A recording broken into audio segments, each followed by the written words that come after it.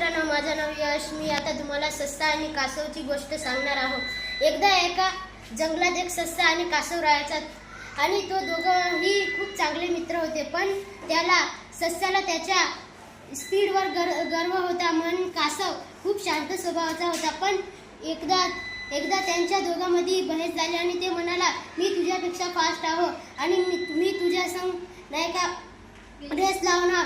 कासव म्हणाला, ठीक आहे, मी लावतो. मग ससा पळत पळत गेला आणि त्याला भूक लागली.